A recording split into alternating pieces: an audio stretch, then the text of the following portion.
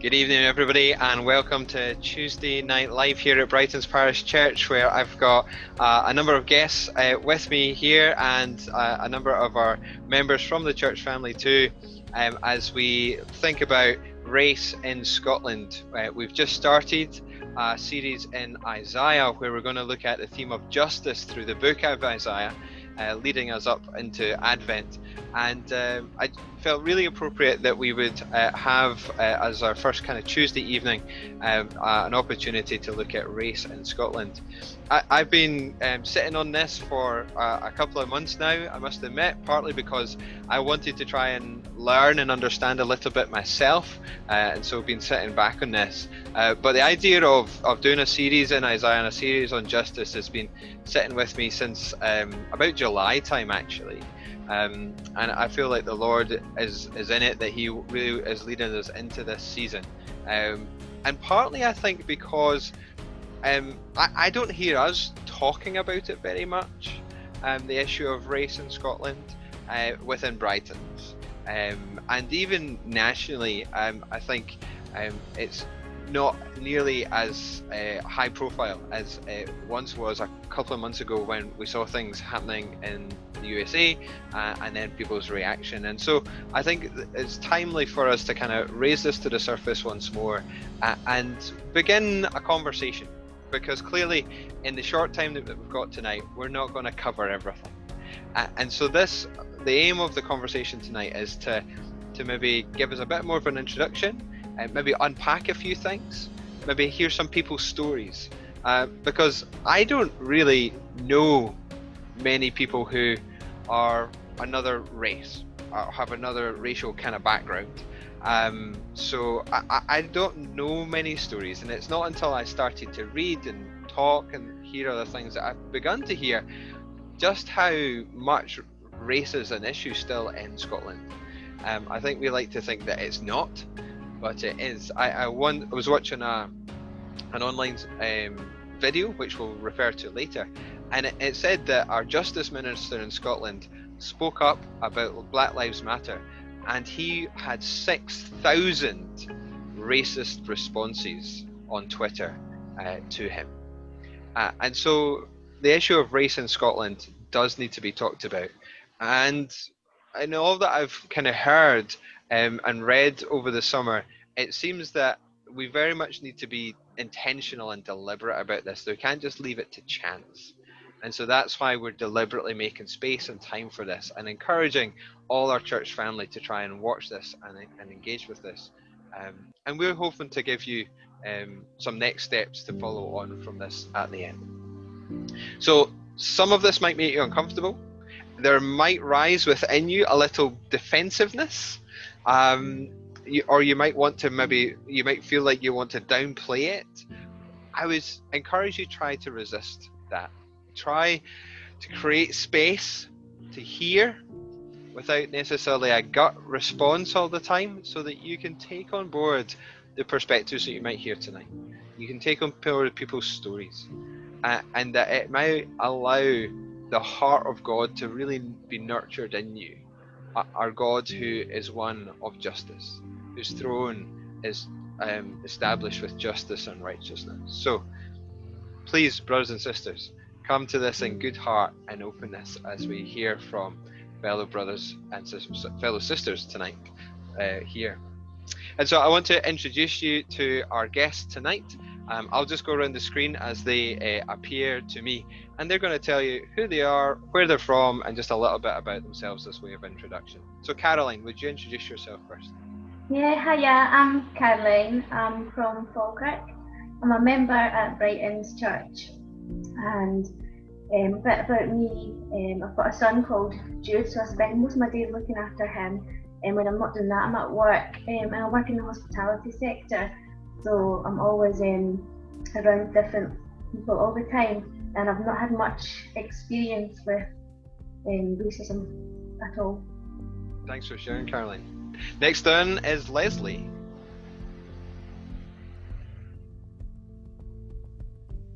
Leslie, I need you to unmute. There we go. My name is Leslie Mann. I've been going to Brighton's Church and been a member there for about 16 years. I live here in Brightons. I'm the mother of 3 children and I work in social and economic research and do a lot of work around the experience of different populations within the country. Thank you, sister. Next round is Mandy. Hi, I'm Mandy. I'm a minister down in Anbank and Terbolton, 2 rural parishes, and that's down in South Ayrshire. I've lived in Ayrshire all my life, was born in Glasgow, but mainly lived in Largs down on the coast, and I have 2 children, 2 adult children as well. Thanks, Mandy. Next round is Elsie. Hi, I'm Elsie McRae, and soon to be a minister in 3 churches down in Mulford, Kilpatrick, Jigster and Wamfrey. And I'm married and I have 2 kids, a daughter and a son. That's it. Brilliant. Thank you, Elsie. And last but not least, Megan. Hi, I'm Megan. I've been going to the Brightons Parish Church my entire life, and I'm an S4 pupil at Braes High School. Brilliant. Thank you all for joining me tonight and being here to share, to listen, and contribute to this conversation. So to get us started, I just want to open up and say, what's your experience or perception of race and racism in Scotland? As I was saying in the introduction, you might not think it's much of an issue. But maybe, Mandy, could you maybe kickstart this part of the conversation for us? I would say my experience has differed over the years. I was born and brought up in, as I say, seaside town, probably one of the only black people or black children in the town, and so that was quite a strange environment to be brought up in, where there's nobody else looks quite like you. And at that point there was not really the political correctness that there has been, so there was lots of name calling and that nobody really thought anything of it, and you learned to deal with that, and that went on all through school and through my childhood. And then there became a time where it was, people kind of got the idea that you just kind of say these things, and so things seemed to be a bit easier. And certainly when my children were growing up, it wasn't maybe, I was glad they didn't maybe have to go through some of what I went through, but then it kind of started to rear its head again. And I mean, things like, for example, I've always been associated with church and in church congregations, and especially when I started to do my training for ministry, I would be asked a lot about where'd you come from, but I get asked about that a lot anyway. And you say, well, I come from Largs, and they'll go, yeah, but where do you really come from? So I'd say, well, Glasgow, because I was born there. No, but where do you really come from? And it goes on, and because they can't quite believe, because they really want to get to the bottom of where you came from. And even within congregations, you know, people would say to me, oh, it's really lovely that you're over. Are you the faith share partner? No. Are you visiting from Malawi? No. Your English is really good. You know, you must be feeling really cold standing at the door. You must be desperate to get back home. Oh yeah, I'm just live up the road. But no, we mean back home. Glasgow? No, right. And so this kind of thing, so people don't quite make that correlation. They actually, I was born and brought up here, and yes, I'm black, but I'm actually Scottish, and that's quite a difficult thing. And then what I found was with Brexit, the floodgates opened and things became much more intense, and suddenly you were finding you weren't as welcome in places that you used to be, and that was quite a hard thing for somebody who was born and brought up here, being told to go home. Well, where do you want me to go to? You know, so it's been quite a mixed experience. Sure. Oh, Mandy, thank you so much, sister, for opening up that and helping us see some of the reality. Elsie, what about yourself? Could you add some of your experience? I unlike Mandy, who was born here, but I came when I was just 19, and I was born in Malawi, and I didn't realize I was black until I came to Scotland. So when you're brought up as a human being or as an African, then and then all of a sudden to be turned around, to be told that you're black, everything then changed. And back in Aberdeen, there weren't that many black folk, I mean, I remember the first time I met somebody, it was after 9 months of being, on the streets of Union Street. I was just like, hey, my sister, where are you from, sort of thing. And she was so excited to see me. And she was, and that's when you started realizing how different you actually were. But, even police officers would, like I remember one day I was running for a bus. I was running late and somehow it just so happened there was a cop car. I don't know what he was doing there, but before I know it, sirens were up and these two men were chasing me down, and I realized, oh, wait, I'm running for that bus, but those guys seem to be coming after me. And before you know it, you're being searched because you always look like that black drug dealer, same height, same belt. You didn't do any crime, but you're just the wrong color. So you get examples like that. And then I remember maybe my younger brother, at the age of 22, he just one day says, you know what, I'm tired of living in this country.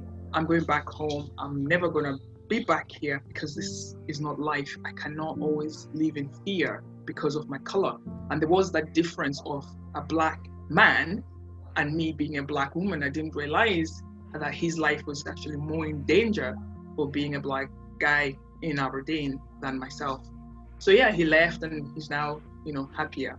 But still, there's just so much, and as life changed, and as I'm growing, I then married, and then I became a Macrae, which again has its own issues. So over the years, 25 years in this country, you didn't think that it's stopped. It's just changed. It's just different. It's just different questions. And as Mandy said, yeah, it's always like, oh, why are you Elsie? No, but what's your real name? Why can't I be Elsie? No, but what's your real name? You're like, I am Elsie. So then you start having to have answers and saying, why? Just because I'm an African, I should have a name that you can't pronounce. Then you get that defense. Oh no, I'm not being racist. So yeah, there's quite a lot that goes on in Scotland, and it's still something that's still going on, sadly. Yeah. Elsie, thank you again for being vulnerable and open with us. I wonder if anyone else briefly would like to share their perspective or respond to what you've heard. Yeah, I've always had a kind of general basic view on racism that's not really been exposed too much, and I find it really harrowing to hear your stories and what it's actually like that I was very ignorant to. And you telling your stories makes me understand more like how it actually feels to be of race in Scotland, and yeah, thanks for sharing with us. I think it's really, really important. Definitely. And just to move the conversation on a little bit, I think what you've shared for me ties into some things that I've heard or read in recent months, which I want to just for a couple of minutes help us to kind of unpack so that in case others have heard bits and pieces. And so one of the terms that I've heard around is white privilege, and I think there's a little bit of this, it kind of comes across, and I think also probably unconscious bias. Would that be fair as well? But you can keep me right. Again, one of the books I read, the author there talks about white privilege, and he says privileges such as not worrying about what to wear because you're not going to be racially profiled by the police or be a victim of mistaken identity. Privileges like not seeing your physical presence as a constant threat to women who automatically cross the road or hold tight to their handbags on approach. Privileges like not having to overcompensate when finding positive images of your race in books, films, or art for your children because of the lack of representation in mainstream media. And he goes on and on throughout the book talking about the privileges that there are. And in one of the documentaries I know that a number of us watched, the question asked to a group of young people was, well, have you ever thought what it means to be white? And of course they hadn't, because we never have to think about race as white people. It just never crosses our radar. And for me, that seems to talk about some of this kind of white privilege. Is that accurate, Mandy or Elsie? Would you want to add anything else? I think yeah, it's accurate, because if you pick up on what Elsie had said, that when she came here was the first time she was told she was black. Now, people listening in might be thinking, what? But that's just so true, because people who come from other countries do not identify as black, because black is something that we have categorized people as here. So you have BAME, right, which is so we've got that, where we've categorized all our ethnic minorities. And so what we did was we've done BAME and white. So there's so what you're saying there is white and everybody else, right? Because white is the status quo. White is what we should aspire to, if that's the right words to say that, and everybody else. Yeah. And White's so the normal or the default. White's the norm. So then what happens is you have that privilege without even thinking about it. So the unconscious racial bias is the things that you don't have to think about, because you've never had to think about it, because it's not on your radar. You know, you don't have to think, when I go out and go to the shop and I go in to buy something, is the person behind the counter thinking I'm shoplifting? Are they going to be watching me like a hawk all the way around the shop? You know, if I'm going to the airport, do I know the buzzer's going off because of the way I look? So I know I'm going to be searched. I know it's going to take me ages to get through, if I even get through. So it's all these things that you never have to think about. That, you know, my son, for example, you know, goes out and like Elsie, I'm thinking, is he going to get stopped by the police? Is he going? You know, if he said to me, I'm going to America, I would be absolutely terrified, because I know that there's a profile there, and a profile that people who are of white do not need to think about, because it's just not even in their radar. Definitely, thank you. Other things that we've maybe heard kind of folks say is, well, I'm not racist and I don't see colour. I'm colourblind. Like, what do people make of that? Elsie, do you want to kick us off, and then we'll draw in some others? And you know, as I said, and even like Mandy covered that a little, you know, because you're seeing somebody, you then start wanting them to come from somewhere because they differ from you, and you don't accept. When you start not accepting somebody's answer, that's when you start realizing that no, you're definitely racist. Because as I say, like for me, it'll be like, oh, you're Elsie. No, but what's your Christian name? I'm like, I'm Elsie. Actually, my birth certificate says Elsie. Then when you then say, why? Because I am black or I am African, I should have a name that you can't pronounce. Then you hear that defense of, no, I wasn't being racist. And you're like, no, you were. No, but I wasn't being racist. Yes, you were being racist. You know, I think whenever it's somebody different, or even when you're watching the telly, just because Lamera or whatever the young girl's name walks 20 miles to get some water to feed the family, immediately you see a black person, you assume that they actually have lived a life like that. Or because you've traveled yourself, you've gone to Nigeria, or you've gone to Ghana, or you've gone to wherever, so you think you relate to that black person from Ghana. And I'm like, no, but I don't know anything about Ghana. That's not my culture. I was born in Malawi. You went to Ghana. You know, so again, you think you're not being racist, but you are, because you're forcing me to answer you and to sort of give you things that you actually want to hear rather than what I want to say. You've already given me a box, you've already ticked my box, you've already put how my life should be, so I don't actually have a say in anything, because you've already made a decision of who I am when you don't even know me. Yeah. And we just don't realise often that we're doing that as white people. We just lump everybody together. Yes. Mandy, anything else you would add on this idea of kind of, especially the colourblind thing? I think. Yeah, I've heard that a lot, and it's, yeah, people have said that to me. Oh, I'm not racist. I don't see colour. You know, the issue for me is, you know, if you when you're saying that, then, you know, I am who I am. So I'm Mandy, I wear glasses, I've got black curly hair, I've got black skin. So when you say you don't see colour, then what you're actually saying is that you don't see me, or I'm not worth seeing. Because, unless you are visually impaired, of course you see colour. So when people say that, they're either saying that because you are so unimportant to them, you're not worth thinking about, or they don't want to deal with what is not my issue, is their issue. And so by saying I don't see colour, it's almost like a wee get out clause. If I say that, I don't need to talk about racism and I'm not racist, and I can just like sweep that one under the carpet. So you've got to be honest with yourself. If you genuinely say I don't see colour, then you have to ask yourself why. Wow. Yeah. Having never really exposed it till recently, it starts kind of blowing your mind a little bit when you start kind of maybe unpacking this and relating a bit.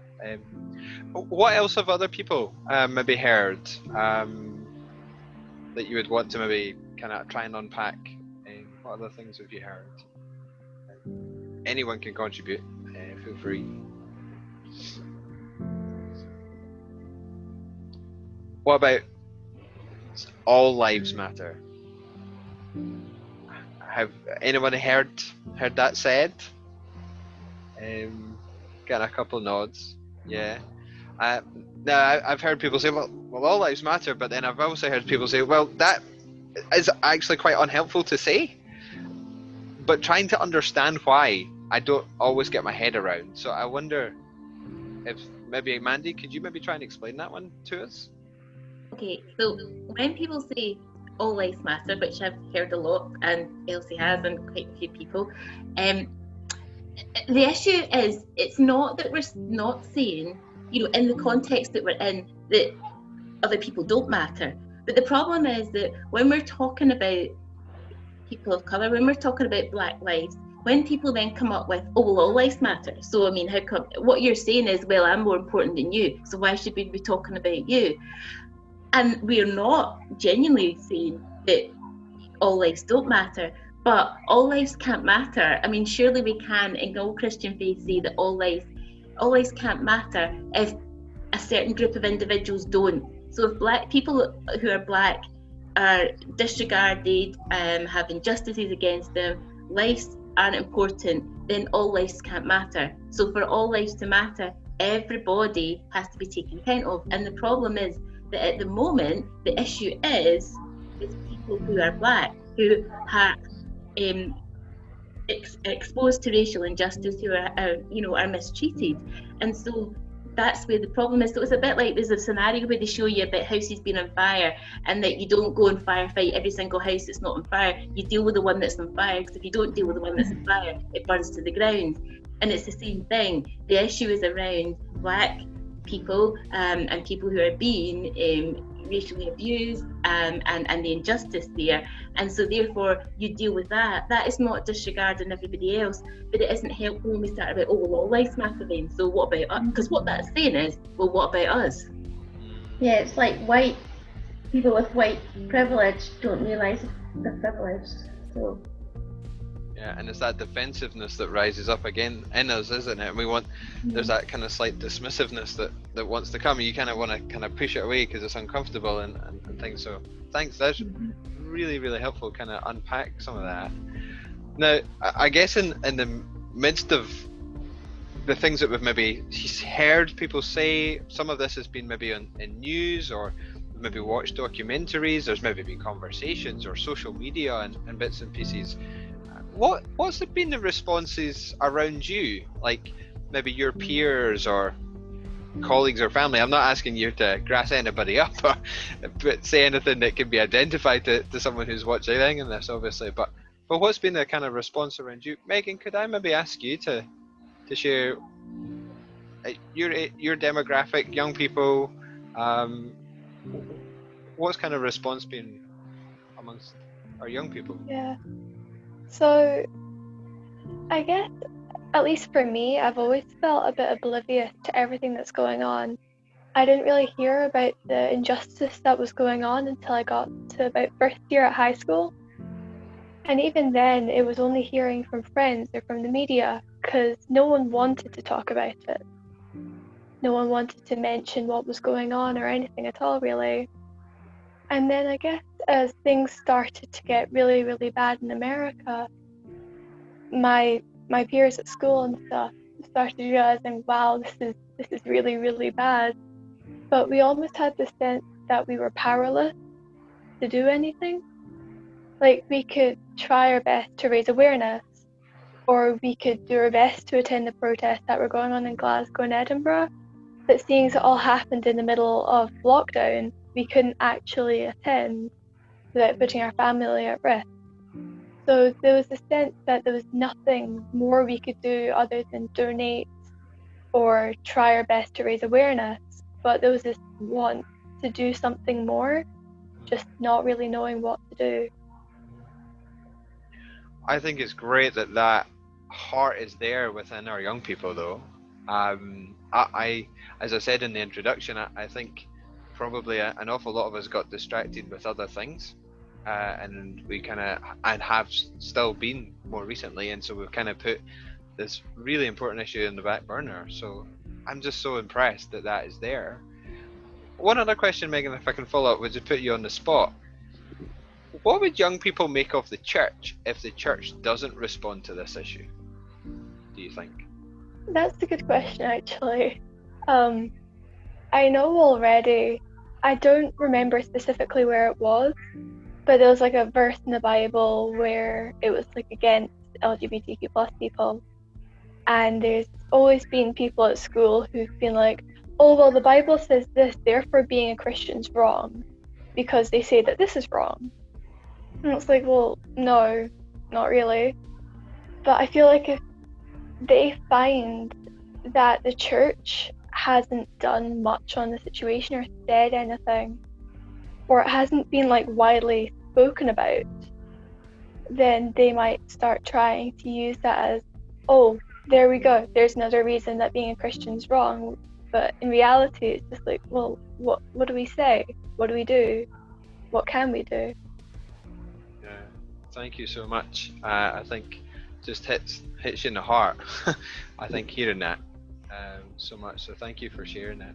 I wonder if there's anyone else that what has kind of been bubbling around, or what things have you come across as this started to come to the surface again in recent months? I suppose for me, I've been very aware that my young adult children, who are 22 and 26, have been much more interested and vocal and opinionated and supportive of the Black Lives Matter discussions and marches that have been going on. But I've not really had any discussions with my own age group or older around those issues, really. So there definitely, certainly my experience seems to be a sort of divide in the age groups in my life around that. And I think that's part again of lack of recognition of white privilege and the kind of unconscious bias that we have grown up within, really. Mm-hmm. And if it did come up, Leslie, how would you feel about trying to talk to people of your kind of peer group? Because I'm buzzing around that question myself.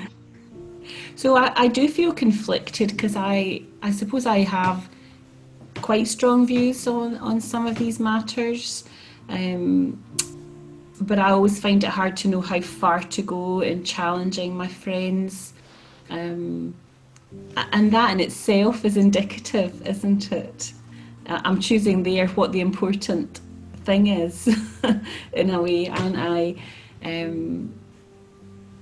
But I do try to challenge people on their views of race and immigration particularly, but I find it hard to know how far to go with my friends.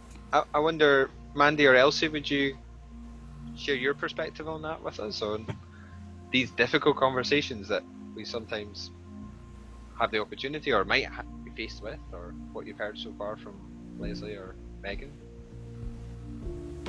I think it can be quite hard for people, and it's that uncomfortable conversation. But then what happens if you don't have it? No, I think the important thing is, so for example, if I thought about it, right, would we all be sitting here if Jesus hasn't had the uncomfortable conversations that needed to be had, and the disciples didn't go ahead and do the things they needed to do? And so sometimes we're just called to step up to the plate with our faith and actually have that, and it isn't easy. I've had conversations with people and people go on the defensive because I'm saying it, and so sometimes actually for you, Leslie, to have those conversations with your own peer group, it's probably easier in this respect than, and Elsie was saying this earlier on, than me saying it, because there's that almost that instant like, people sort of go on the back foot or it gets the hackles up a wee bit. But it is really important that we have the conversations, and I think there are lots of things we can do, and even starting those small conversations is better than doing nothing, because by doing nothing we're complicit, so we might not be being the racist, we might not be saying something racist, but if we stand by and do nothing and see other people abused, then that's not what Jesus asks us to do. So we do have to, I have to say sometimes that I just go, you need to just suck it up and get on with it, and you've just got to, and I think our younger people are much better, at doing it. So the folks around Megan's age group are much better at tackling these things head on. And sometimes it does feel like you're not doing very much, but actually having that conversation is so important. Finding out about your area, because, even like where you stay, there will be links to the slave trade. Have you looked at it? What within your community, is there? And it's educating ourselves as well. We might sometimes feel we can't, we're not quite sure what to do, but actually educating ourselves and getting an understanding about white privilege, about unconscious racial bias, about all those things, because understanding it helps us to stand up when we see injustice and to speak out. Thank you, sister. Love to hear the passion as well coming through. Sorry. No, it's good. Elsie, would you add anything else?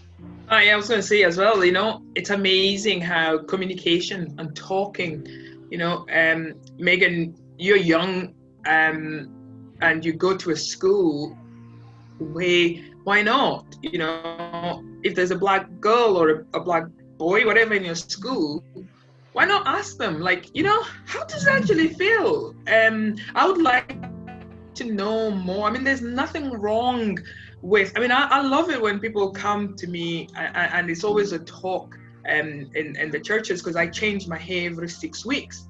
And I've got these 90-year-olds just going like, Elsie, no, but how do you actually get to do your hair like that? And then the more I explain, and then we start, comparing our hairstyles or hair textures. And it's just about what Mandy was saying about re-educating yourself. We're not saying that you don't need to know things, you don't need to ask things. You need to ask things. You need to actually appreciate the differences. And it shouldn't be those differences because of skin. It should just be, look at us. We've got different backgrounds. We come from little different areas. Even amongst ourselves, we could talk about how was it being in P7, because our experiences will probably have been totally different. And that is what it should be like. If we want to change the future, if even like Leslie with your peer group, that's how to talk about it. I just heard that. What do you guys think in our community? Caroline, you never know. I know it's during COVID, there's no mother and toddler groups anymore, but maybe in your community, there might be a black woman with a toddler, but is scared because she can't voice out, because she's not welcome, because she's, there's always that, in a lot of communities, there is normally somebody of different color, but because they know they're in the minority, they'll be on the low, they'll be on the quiet, but they need people who are local that will then go out and say, hey, why not? Did you know there is this? Did you know there is that? Because for the black people, I know the different Africans, the different African Americans, the ones I've met in this country. You walking down Union Street, you notice a hairdo, you just go, hey, who did your hair? Because I think I want to go to the same hairdresser. By the way, the outfit is beautiful. Where did you get it done? You know, it's the same conversation. I mean, we recognize we are different culture, but I want to know about that lady from Ghana, but because she's different from me. And I think having this conversation and yourself, Megan, being young, you have that privilege of growing up like that. Be curious, because it's your curiosity that will educate you as you're growing, and it will, you know, open you up to a lot of things. And you guys have that opportunity to use even, you know, your youth to question things. Because these days, you know, it's easier to question things than, as Leslie said, you know, when you're older, we just don't talk about things. So it's important for a white person to initiate that conversation rather than waiting on someone else to. And certainly that seems to have come across in everything I've read, that a white person has got to take on some responsibility and not just kind of wait for it to happen by chance, or wait for the other to initiate that. Seems so important. Certainly keeps coming across. Now, one of your ideas there, Mandy, of exploring what links in Brighton there are to the slave trade. Wow, had not thought of that one at all. And one of the things I think we have to kind of maybe just very briefly touch on is just the UK's part in the slave trade, and the UK church's part as well. And from the reading that I've done over the summer, I've come to understand that it was the UK church that in the 18th and 19th century really underpinned the theology that supported the slave trade. And I found that shocking. And it just makes you wonder, what are the kind of things that we kind of just brush over or have forgotten, or we just are ignorant of? It really is quite surprising. Mandy, anything you would kind of jump in on there on? I think one of the things, and actually I had a conversation with one of my members of my congregation about this, because she asked me, she put some images and things up, and I had said, yeah, could we maybe try not to use lots of, you know, like Jesus with blonde hair and blue eyes? And she's like, well, what's your problem with that? I was like, well, first of all, he wasn't born in this country, so it's highly unlikely he would have had blonde hair, blue eyes and fair skin, and it gives that portrayal. And it was a bit like, you know, when I grew up, you know, and went to Sunday school and everything, every image you got was, you know, Jesus, blonde hair, and so, you know, there were no black people really in the Bible, so there was nobody for you to identify with. And I think we have to be very careful that we don't, you know, that we realise where people have come from and culturally and what they would actually really have looked like, and, you know, not be afraid to not have black people in the Bible, because, you know, historically not everybody, you know, was fair skin, blonde hair and blue eyes. And so I think we've been skewed in our images, you know, in the images that you look for and the images that you're presented with. And so we have to be careful that we don't carry that on, because we know now that isn't, I mean, maybe years ago we didn't, but we do know now, and we have to be sure that the images that we're portraying, you know, are correct. And we do have to be aware of, you know, the Church of Scotland's involvement, you know, in the slave trade, and, you know, a lot of our churches may even have been built on the back of money from the slave trade, especially where churches have been built from gentry, you know, and where a family have maybe built a church. Then it's about looking at that and looking at, you know, where did these things historically come from. There's a thing about Burns in Ayrshire, that Burns was going to go away to work on a plantation, you know, and so, you know, but he didn't, because money came for whatever he needed from somewhere else. But, you know, so a lot of people went away and worked and they, you know, and owned slaves, and so we have to think about what our role was. And we, as in Scotland, had a huge role in Jamaica, and have a legacy there that's not good, that we've left behind. And so we have to think about that. and really, you know, be aware of it, you know, because we can't start to look at how we go forward if we don't know, you know, what our history has been and what, you know, lies behind it. Yeah. And I guess we didn't actually mention it earlier when we were talking about kind of terms and things, but I guess there's part of that, potentially part of the white privilege is also on the backs of previous slave generations and where we're at, and what our opportunities are is all being advanced, but also because of some of that too. There's some shocking kind of statistic, and just shouldn't laugh, but I was I was reading one of the books and talking about Saint Augustine of Hippo, and it came across to me that this is a theologian, kind of like 5th, 6th century or something, I think, if memory serves, and I'd always picture Saint Augustine as white. And for me, just reading, I was reading the book, I was like, I can't believe I thought this. The guy's from Africa, and I thought he was white. And just that bias that's there, just my mental bias, because probably I've thought of everyone who was Christian and in the Bible as white for so long. It's crazy just how ingrained it is. And I can understand why people then say it's institutional racism. I might not be racist, but it's just there in just how you see the world and how you relate. And it's kind of crazy when you get into it. But hopefully through this preaching series, we can kind of see God's heart for justice, not just on the issue of racism. We will touch, I think, on a variety of factors on the theme of justice through our preaching series that's going to be going through Isaiah, and we'll see God's heart for justice, but within that clearly on the issue of racism and race in Scotland, that God has a heart for all the nations and all people groups, to gather them all into one family and one nation for him. And so I want to just transition the last little bit here onto next steps. We've covered a lot of ground, but there's much more, or people might have heard something they wanted to kind of dig into.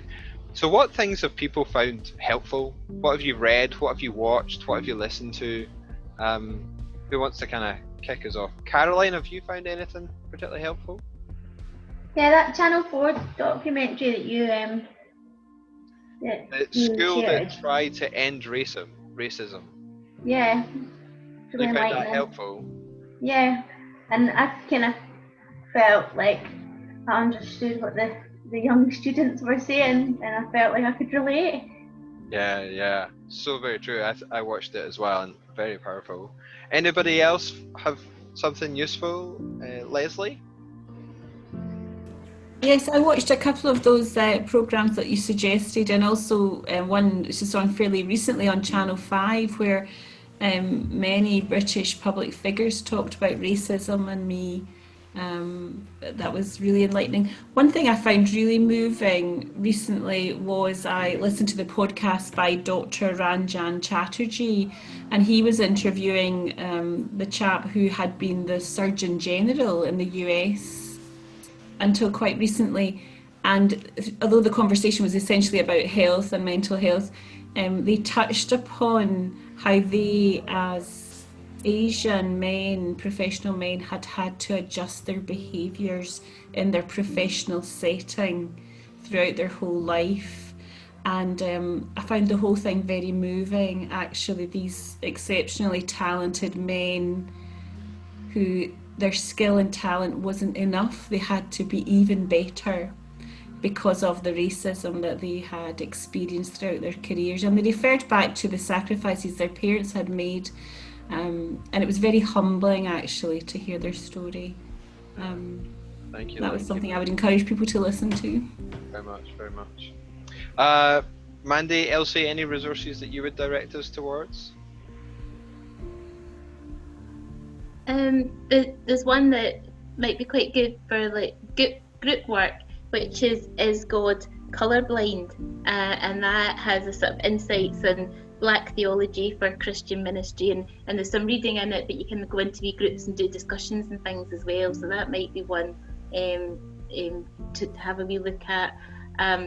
And in terms of like the way forward, I've been working with various people in the Church of Scotland to look at inclusion and diversity and racial awareness, and looking at bringing in policies and also support for office bearers and congregations, and looking at the issue around race, and trying to address that, and to address it as a church as a whole, because we've been quite quiet up until now, and we need to speak up as a church, and speak out as well. So yeah.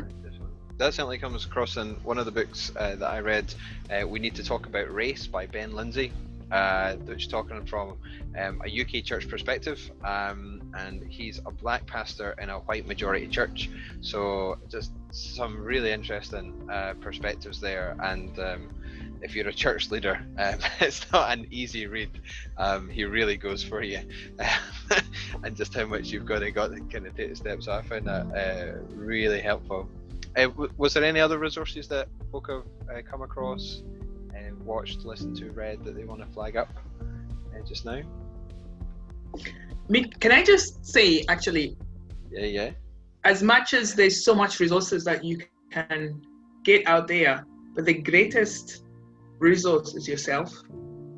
Unless you ask, you'll never, unless you question, you'll never have an answer.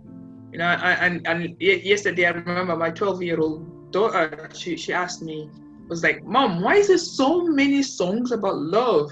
And I was like, have you forgotten?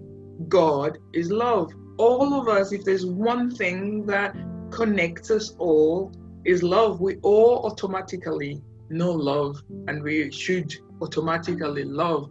But as many resources, as much as you'll see, you're listening and you're hearing other people's perspectives. Today you've heard Mandy's and my perspective, but for you to learn more, to see more, to hear more, you have to be the one who gets up and actually goes out there and asks those challenging questions, ask those difficult questions.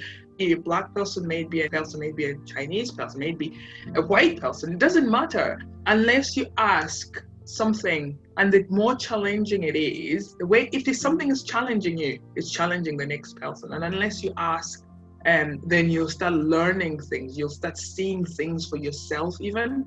So yeah, as much resources as they are out there, I would encourage you guys to actually go out there and ask. Contact me and Mandy if anything, because you sort of like know us. But yeah, something like that. If it's something scary, just ask. Don't be scared to ask and to approach different people of different cultures, because I think that's how one learns and oneself. Very much. Well, we're going to summarise in the description a variety of resources that we've talked about as we kind of prepared for tonight. So I'll make sure that in the description there's links to books and other podcasts and bits and pieces. So there'll be loads of resources. But I think what Elsie said there is just so very true and helpful, and probably a really great place to kind of draw a conversation to a close. That kind of onus on this is just the start of a conversation, but it's a virtual conversation where majority of people have just been listening in, and we really need to then take that conversation out beyond the walls of the church, beyond the walls of our homes, socially distanced of course, but appropriately done, but taking it out and building those bridges in our local community. If we want to fulfill God's purpose for us as a church and show his love to the world, then we need to take that from there. So I'm going to draw things to a close. I want to thank our guests tonight. Thank Mandy and Elsie for your vulnerability, your honesty, and just helping us so much tonight. I thank you to Megan, Leslie and Caroline sharing your own perspectives as well, and contributing to the conversation tonight. And to anyone who's watching, thank you for investing the time in this really crucial matter. And so as you go from here, may the blessing of God Almighty, Father, Son and Holy Spirit be with you this night and forevermore. Amen.